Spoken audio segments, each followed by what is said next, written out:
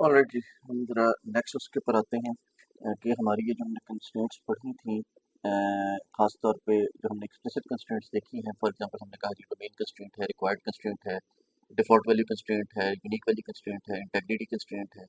और integrity constraint के हमने आगे सब टाइप्स डिफाइन की। सुपर की कंस्ट्रेंट या डिफ़ॉल्ट सुपर की क्या होती है, कैंडिडेट की क्या होती है और प्राइमरी की क्या होती है।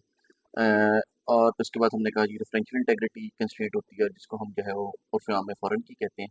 तो ये जो सारी हमारी एक्सप्लिसिट कंस्ट्रेंट्स हैं, जो कि हमने कहा कि हम जब डेटा की एंट्री या मॉडिफिकेशन कर रहे होते हैं, तो उस वक्त जो है वो इन कंस्ट्रेंट्स को हमें देखना होता है।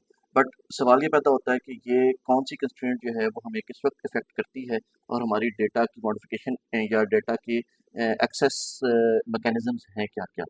तो पहला जो एक्सेस मैकेनिज्म हम यहाँ पे लिख लेते हैं कि हमारे पास पहले डेटा के ऊपर ऑपरेशंस हैं क्या। तो लेट्स राइट आउट कि हमारे पास ऑपरेशंस हैं क्या। डेटा के एक्सेस मैकेनिज्म्स फॉर डेटा, या डेटा पे ऑपरेशंस क्या हैं। डेटा ऑपरेशंस, डेटा पे ऑपरेशंस क्या क्या पॉसिबल है। इसके अंदर जो है वो हम देखें तो हमारे पास जब भी हम किसी डेटा की बात करते हैं तो हमारे पास उस डेटा पे चार ऑपरेशंस होते हैं। पहला ऑपरेशन होता है कि हम नया डेटा ऐड कर सकते हैं, we can add a new data item. फिर दूसरा होता है कि हम एग्जिस्टिंग डेटा को जो है वो रीड कर सकते हैं या उसको स्टडी कर सकते हैं या उसको रिट्रीव कर सकते हैं। तो read is the next item. फिर हमारे पास अगला होता है कि जो हमारे पास जो डेटा आइटम हमने रखा हुआ है, लेट से वो आउटडेटेड हो गया है, उसके देखो मॉडिफिकेशन की जरूरत है, तो हमें जरूरत पड़ सकती है कि हम उस डेटा को मॉडिफाई कर सकें। और फाइनली अब एक डेटा है, आइटम है हमारे पास, अब वो हमें मजीद उसकी रिक्वायरमेंट नहीं है, इट इज़ ऑब्सलीट। तो हमें ज़रूरत पड़ सकती है कि उस डेटा को हम सिस्टम से रिमूव कर दें और या डिलीट कर दें। तो हमारे पास बेसिकली जब भी हम डेटा की बात करते हैं तो हमारे पास ये चार ऑपरेशंस होते हैं। इसके अंदर अगर हम देखें तो हमारे पास these are normally called CRUD operations, CRUD, CRUD operations. CRUD जो है that means create a data, create, retrieve, update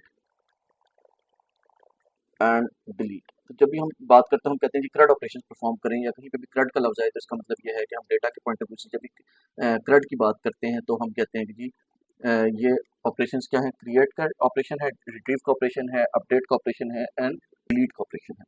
so क्या ऑपरेशन है जी हमारे पास ऑपरेशंस हैं create, then we have read या रिट्रीव, रीड लिख लेते हैं हम। फिर हमारे पास अपडेट का ऑपरेशन होगा और फिर हमारे पास फाइनली डिलीट का ऑपरेशन होगा। ये क्रड ऑपरेशन हमारे पास हो गया, ये हो गया CRUD, क्रड। और इसको मैं बॉक्स में कर देता हूँ ताकि हम इसे अगर दोबारा रेफर करने की जरूरत पड़े तो हमारे पास ये मौजूद हो। अच्छा जी, अब हमने जो कंस्ट्रेंट्स देखी थी, वो कंस्ट्रेंट्स कौन कौन सी देखी थी हमने। हमने सबसे पहले, अगर आप यहाँ पे ऊपर जाइए, देखिए, हमने सबसे पहले डोमेन कंस्ट्रेंट, एक्सप्लिसिट कंस्ट्रेंट्स में हमने देखा था कि हमारे पास डोमेन कंस्ट्रेंट थी। Let's write down the domain constraint. फिर हमारे पास डोमेन कंस्ट्रेंट के बाद थी required constraint, required value constraint. यहाँ पे ऊपर वैल्यू वेरीफाई करते हैं, हमारे पास ये रिक्वायर्ड या ऑप्शनल वैल्यू कंस्ट्रेंट। हम यहाँ पे कहते हैं कौन से एट्रीब्यूट की वैल्यू डालना ज़रूरी है, रिक्वायर्ड वैल्यू कंस्ट्रेंट। फिर हमारे पास थी डिफ़ॉल्ट वैल्यू, कि किसकी अगर वैल्यू ना दी गई हो तो हम उसकी ऑटोमेटिक वैल्यू अज्यूम कर लें, डिफ़ॉल्ट वैल्यू। और फिर हमारे पास थी unique value constraint, unique value constraint थी हमारे पास। फिर हमारे पास इंटेग्रिटी कंस्ट्रेंट थी और रेफरेंशियल इंटेग्रिटी कंस्ट्रेंट थी। ठीक है, इंटेग्रिटी कंस्ट्रेंट, इंटेग्रिटी कंस्ट्रेंट थी जिसको हमने जो है, जिसमें हमने कहा जी हमारे पास सुपर कीज भी हैं, सुपर की भी है हमारे पास, प्राइमरी की भी है, ये सारी इंटेग्रिटी कंस्ट्रेंट में आती है।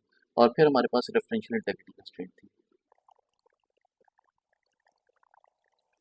Referential integrity. ठीक है, referential integrity constraint. So let me draw some lines. हम कहते हैं कि ये हमारी कंस्ट्रेंट्स हैं और these are the different combinations that we have, कि हमारे पास क्रड ऑपरेशंस में क्या क्या वैल्यू जो है वो इफेक्ट करेगी या नहीं करेगी। तो एक एक करके हम हर कंस्ट्रेंट को देखते हैं और ये देखते हैं कि कौन से क्रड ऑपरेशन के अंदर जो है वो किस जो कंस्ट्रेंट है उसको हमें चेक करने की ज़रूरत है, या वो हमें तंग कर सकती है, हमें जो है वो at the time of data modification या data at the time of data entry हमें क्या चीज़ें जो हैं वो चेक करने की जरूरत होती है। फॉर एग्जांपल हम डोमेन कंस्ट्रेंट की बात करते हैं। डोमेन कंस्ट्रेंट जो है वो कहती थी कि जी वैलिड वैल्यू होनी चाहिए जो कि किसी एट्रीब्यूट के अंदर आ सकती है। तो जब भी हम डाटा ऐड कर रहे होंगे तो we would need to verify कि जो डेटा वैल्यू हमें प्रोवाइड की गई है यूज़र की तरफ से वो वैल्यू जो है वो हमारी डोमेन से मैच करती है। So we would have a to check domain constraint at the time of creation of record. Similarly जब हम किसी भी रिकॉर्ड को रीड कर रहे हैं तो रीड करने से हमारा डेटा मॉडिफाई नहीं हो रहा, डेटा में कुछ चेंज नहीं आ रहा, तो हमें ये चेक करने की जरूरत नहीं है। रीड करते हुए we do not need to check for domain constraint violation.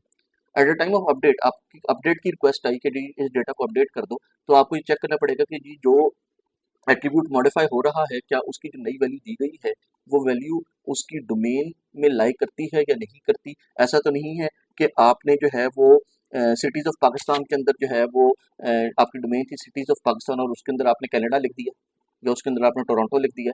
तो सिटी तो है टोरंटो लेकिन it is not a city of Pakistan. तो अगर आपकी डोमेन जो है वो ऑल सिटीज़ ऑफ पाकिस्तान है तो उसमें टोरंटो या न्यूयॉर्क नहीं आ सकता। So you would need to check के अपडेट करते हुए डेटा जो है वो जो है आपका वायलेट ना हो जाए। सिमिलरली जब आप डिलीट करें, आप एक पुरानी वैल्यू को डिलीट करें तो डिलीट करते हुए आपकी डोमेन कंस्ट्रेंट वायलेट नहीं होगी रिकॉर्ड की, तो ये आपको चेक करने की ज़रूरत नहीं है। अब आते हैं रिक्वायर्ड कंस्ट्रेंट के ऊपर। रिक्वायर्ड कंस्ट्रेंट यानी कि आपकी जो वैल्यू है वो प्रोवाइड करना लाजमी है या नहीं लाजमी। तो लेट से आपने एक एट्रीब्यूट की वैल्यू, लेट से ईमेल की वैल्यू आपने कहा कि ईमेल की वैल्यू प्रोवाइड करना लाजमी है। तो जिस वक्त आप रिकॉर्ड क्रिएट करें तो आपको बताना पड़ेगा कि ईमेल की वैल्यू जो है वो देख चेक करना पड़ेगा कि ईमेल की वैल्यू कहीं यूजर ने डेटा प्रोवाइड करते हुए खाली तो नहीं छोड़ दी। तो आपको रिक्वायर्ड कंस्ट्रेंट चेक करनी पड़ेगी। Again at the time of reading you do not have to worry about checking the value for required constraint किसी एट्रीब्यूट की वैल्यू प्रोवाइड की गई है या नहीं की गई, ऑलरेडी वो डेटा आपके सिस्टम में मौजूद है।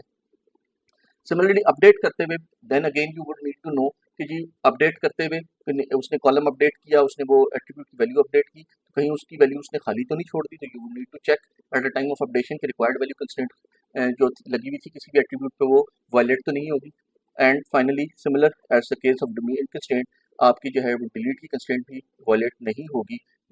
सॉरी आपकी डिलीट के टाइम पे रिक्वायर्ड कंस्ट्रेंट वायलेट नहीं होगी क्योंकि आप डेटा को सिस्टम से रिमूव कर रहे हैं। नेक्स्ट हम आते हैं डिफ़ॉल्ट वैल्यू कंस्ट्रेंट के ऊपर। जैसे हमने बात की थी कि जी आप अज्यूम कर सकते हैं कि आपका कस्टमर जो है वो लाहौर सिटी से है, तो you do not have to ask him कि जी आप कौन सी सिटी से या कौन सी कंट्री से हैं। आप अगर पाकिस्तान में जो है काम कर रहे हैं तो यू कैन ऑलवेज अज्यूम कि जो कंट्री जो है वो पाकिस्तान है unless explicitly told to you कि कंट्री जो है वो पाकिस्तान नहीं है। लेट से वो चाइना है या वो यूके है या वो टर्की है, तो वो आप बाय डिफ़ॉल्ट अज्यूम कर सकते हैं कि आपका जो कस्टमर है उसकी जो सिटी उसकी कंट्री जो है वो पाकिस्तान है। सो क्रिएट करते हुए you would have to check कि अगर वैल्यू प्रोवाइड नहीं की गई तो ऑटोमेटिकली ये वाली वैल्यू डालो कि अगर उसने कोई कंट्री नहीं बताई तो यहाँ पे वैल्यू डाल दो कि जी यहाँ पे कंट्री की वैल्यू पाकिस्तान आनी चाहिए। रीड करते हुए ज़रूरत नहीं है। अपडेट करते हुए अगेन अगर उसने वैल्यू खाली कर दी है, वैल्यू प्रोवाइड नहीं की यूज़र ने, तो ऑटोमेटिकली आपको कंट्री की वैल्यू अपडेट करनी पड़ेगी। अपनी कंट्री की वैल्यू को आपको चेंज करके पाकिस्तान वहाँ पर रखवाना पड़ेगा। एंड फाइनली डिलीट करते हुए भी आपको वेरीफाई करने की ज़रूरत नहीं है। फिर आते हैं unique value constraint. Unique value constraint कहती है कि पूरे टेबल के अंदर, पूरे डेटा के अंदर जितना डेटा प्रोवाइड किया गया उसके अंदर इस कॉलम की वैल्यू दोबारा रिपीट नहीं हो सकती। फॉर एग्जांपल हमने रोल नंबर की बात की कि रोल नंबर जो है वो एक रोल नंबर एक ही स्टूडेंट को साइन हो सकता है और किसी और स्टूडेंट को वो रोल नंबर साइन नहीं होना चाहिए। तो अगर हमने यूनिक कंस्ट्रेंट एक किसी कॉलम पे किसी एट्रीब्यूट पे लगा दी तो हमें at the time of creation check करना पड़ेगा कि ये वैल्यू पहले कहीं पे टेबल में हमारे आ तो नहीं चुकी। अगर आ चुकी है तो हमें हमारी कंस्ट्रेंट की वायलेशन होगी, हमें चेक करना पड़ेगा। रीड करते हुए हमें चेक करने की जरूरत नहीं है। अगेन अपडेट किया आपने, कॉलम की वैल्यू अपडेट किया आपने, किसी स्टूडेंट का डेटा चेंज किया और आपने उसका रोल नंबर चेंज करने की कोशिश की, तो यू विल हैव टू सी कि आपने जो नया रोल नंबर उसको साइन किया है वो रोल नंबर पहले साइन तो नहीं हुआ हुआ।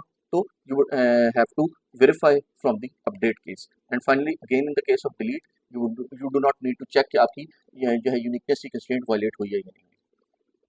फिर आते हैं हम इंटेग्रिटी कंस्ट्रेंट के ऊपर। इंटेग्रिटी कंस्ट्रेंट कहती है कि आपकी जो सुपर कीज हैं, क्या आपने जो प्राइमरी की डिफाइन की है वो प्राइमरी की यूनिक होनी चाहिए, या जो सुपर की आपने दी है, या कॉम्बिनेशन ऑफ एट्रीब्यूट्स जो मिलकर सुपर की बना रहे हैं, कोई भी सुपर की हो सकती है, आपकी डिफॉल्ट सुपर की हो सकती है, आपकी 6 एट्रीब्यूट की सुपर की है, आपकी 2 एट्रीब्यूट की सुपर की है, या आपकी एक एट्रीब्यूट की सुपर की है, वो उसमें कहीं डुप्लीकेशन तो नहीं आ रही है। देखिए जब हम यूनिक कंस्ट्रेंट की बात करें तो यूनिक कंस्ट्रेंट हमने एक सिंगल एट्रीब्यूट पे एक सिंगल कॉलम पे लगाई थी। जब हम इंटेग्रिटी कंस्ट्रेंट की बात करते हैं तो हम एक से ज्यादा कॉलम्स की कॉम्बिनेशन की बात करें कि ये सारे कॉलम्स की कॉम्बिनेशन मिलके जो है वो डुप्लीकेट ना हो जाए। ठीक है, तो इंटेग्रिटी कंस्ट्रेंट जरूरी हो सकता है वो एक ही कॉलम है, जैसे प्राइमरी की कुछ टेबल्स के अंदर प्राइमरी की सिंगल एट्रीब्यूट होती है, कुछ के अंदर मल्टी एट्रीब्यूट होती है। हमने कंपोजिट प्राइमरी की का जो है वो देखा था जब हमने वीक एंटिटी की बात की थी, तो हमने कंपोजिट प्राइमरी की इसकी बात भी की थी।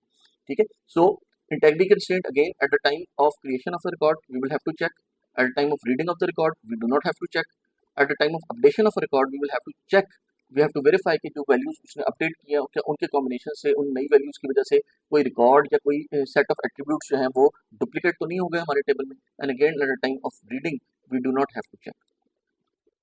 अब आते हैं रेफरेंशियल इंटेग्रिटी। अब रेफरेंशियल इंटेग्रिटी जो है उसमें मजेदार बात यह है कि रेफरेंशियल इंटेग्रिटी जो है, या ये कह लें कि उसके अंदर जो हो जरा सा डिफरेंट है, वो ये है कि रेफरेंशियल इंटेग्रिटी दो तरीके से वायलेट हो सकती है। किन दो तरीके से हो सकती है? एक, अभी तक हम बात करें कि जिस टेबल में डेटा डाल रहे हैं उसी टेबल के सारे डेटा को चेक करो, लेकिन रेफरेंशियल इंटेग्रिटी जो है वो सिर्फ अपने टेबल की बात नहीं करती, वो किसी और टेबल की बात भी कर रही होती है। वो कहती है कि जी रिमोट टेबल के अंदर ये वैल्यू एग्जिस्ट करनी चाहिए। आप यहाँ पे देखिए, हमने जब बात की थी तो हमने कहा था फॉरेन की जो है वो रिमोट टेबल की बात करती है कि रिमोट टेबल के अंदर वो वैल्यू प्राइमरी की के कॉलम में मौजूद होनी चाहिए। तो जब हम रेफरेंशियल इंटेग्रिटी की बात करते हैं तो रेफरेंशियल इंटेग्रिटी जो है at the time of creation we will have to check कि हमने जो वैल्यू डाली है वो वैल्यू दूसरे टेबल में मौजूद है या नहीं है, जिस टेबल को हम रेफर कर रहे हैं उस टेबल के अंदर एग्जिस्ट करती है या नहीं करती ये रेफरेंशियल इंटेग्रिटी की वैल्यू। तो इसलिए हमें रेफरेंशियल इंटेग्रिटी को वेरीफाई करना पड़ेगा। फिर हम आते हैं अपनी रीड कंस्ट्रेंट के ऊपर। रीड करते हुए रेफरेंशियल इंटेग्रिटी वायलेट नहीं होती। अच्छा, अपडेट करते हुए हमारी जो रेफरेंशियल इंटेग्रिटी है वो दो तरीके से वायलेट हो सकती है। एक तरीके से तो वायलेट इस तरीके से होती है कि आपने जो वैल्यू लेट से टेबल आपके पास स्टूडेंट्स का टेबल है और कोर्सेज का टेबल है, तो आप स्टूडेंट के टेबल के अंदर जो रजिस्ट्रेशन स्टूडेंट को रजिस्टर करवा रहे हैं, तो आप रजिस्टर करवाते हुए जो है उस टेबल को देखें कि ऐसा तो नहीं है कि जी आप जिस कोर्स को रजिस्टर करवा रहे हैं वो कोर्स एग्जिस्ट ही ना करता हो कोर्सेज के टेबल के अंदर। ठीक है, तो आपको चेक करना पड़ेगा कि eight the time of making the entry in the registration table के स्टूडेंट जो है वो जो कोर्स है वो कोर्स एग्जिस्ट करता है या नहीं करता। ठीक है, अगर वो कोर्स एग्जिस्ट नहीं करता तो आपकी रेफरेंशियल इंटेग्रिटी की वायलेशन हो जाएगी। अपडेट करते हुए आपने मॉडिफाई कर दी। दूसरा केस ये हो गया कि आपने कोर्सेज के टेबल को मॉडिफाई कर दिया, कोर्सेज के टेबल में कोर्स आईडी चेंज कर दिया आपने। अब जितने स्टूडेंट्स जो हैं उस कोर्स से रजिस्टर्ड थे वो वायलेशन में आ जाएंगे, क्योंकि उन्होंने एक ऐसी वैल्यू को चूज किया हुआ है जो कि कोर्स अब एग्जिस्ट नहीं करता। तो अगेन हमारे पास दो वैल्यूज आ गए। एक तो आपने जब रजिस्ट्रेशन को मॉडिफाई किया तो आपने किसी ऐसे उसको यूज करना है जो कि फॉरेन टेबल में एग्जिस्ट करती हो वैल्यू।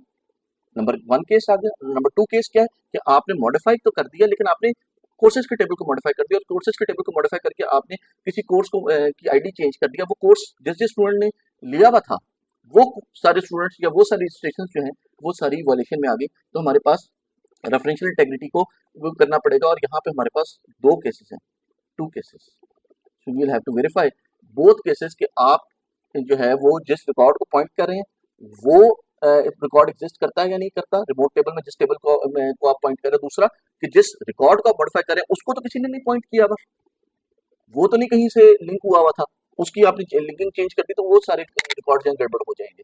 सिमिलरली डिलीट करते हुए भी आपके पास एक केस तो देखें, बाकी सारे केसेस में आपको डिलीट करते हुए जो है वो इंटेग्रिटी कोई भी जो है वो कंस्ट्रेंट को वेरीफाई करने की जरूरत नहीं थी, क्योंकि डिलीट करने से आपका डेटा वायलेशन में नहीं जाता। लेकिन रेफरेंशियल इंटेग्रिटी एक ऐसा प्रॉब्लम है जिसमें आपने एक रिकॉर्ड को लेट से आपने कोर्स को डिलीट कर दिया, तो जितने स्टूडेंट्स उस कोर्स से रजिस्टर्ड थे वो सारे के सारे स्टूडेंट्स वायलेशन में चले जाएंगे। ठीक है, तो आपके रिकॉर्ड के डिलीशन की वजह से स्टूडेंट्स जो हैं वो जितने इस रिकॉर्ड को पॉइंट कर रहे थे वो सारे के सारे वायलेशन में चले जाएंगे। इसलिए आपको eight the time of deletion referential integrity को चेक करना पड़ेगा। ठीक है, आपको ये चेक करने की जरूरत नहीं कि मैंने डिलीट किया तो ये रिकॉर्ड एग्जिस्ट करता था, दूसरी तरफ रिमोट साइट पे एग्जिस्ट करता था नहीं करता था, वो तो ऑब्वियसली वो चेक करने की जरूरत नहीं है। लेकिन इस रिकॉर्ड के करंट रिकॉर्ड के डिलीट होने से कोई ऐसा रिकॉर्ड तो नहीं था जो इस रिकॉर्ड को पॉइंट कर रहा था। फॉर एग्जांपल हम जिस तरह हमने जो बात की कि हमारे पास एम्प्लॉइज हैं और एम्प्लॉइज के डिपेंडेंट्स हैं जिनकी हमने जो है वो मेडिकल इंश्योरेंस के लिए हमने का रिकॉर्ड रखा हुआ, तो आपने एम्प्लॉय को डिलीट कर दिया, तो जितने आपने उसके डिपेंडेंट्स को अपने पास रिकॉर्ड रखा हुआ था, उन सारे डिपेंडेंट्स का जो रिक्वायर्ड रिलेशनशिप थी वो अब वायलेशन में चली गई है। ठीक है, तो वो उनको हमें हैंडल करना पड़ेगा। तो ये हमारे पास CRUD ऑपरेशंस हैं, 4 CRUD ऑपरेशंस हैं, create, read, update and delete. और इन 4 ऑपरेशंस के साथ हमने अपनी जो एक्सप्लिसिट कंस्ट्रेंट्स थी, उन एक्सप्लिसिट कंस्ट्रेंट्स में देखा कि कौन सी कंस्ट्रेंट की वजह से हमारी जो है वो को हमें वेरीफाई करना पड़ेगा कि किस CRUD ऑपरेशन के ऊपर हमें अपनी कौन सी कंस्ट्रेंट को चेक करना पड़ेगा और चेक करने की ज़रूरत होगी। ठीक है, सो आई होप कि ये छोटा सा सेक्शन जो है उससे हमें समझ आ गया होगा कि हमारी जो कंस्ट्रेंट्स हैं वो हमारे सिस्टम को किस तरह इफ़ेक्ट करती हैं और कहाँ-कहाँ पे हमें एनफोर्समेंट की ज़रूरत पड़ती है।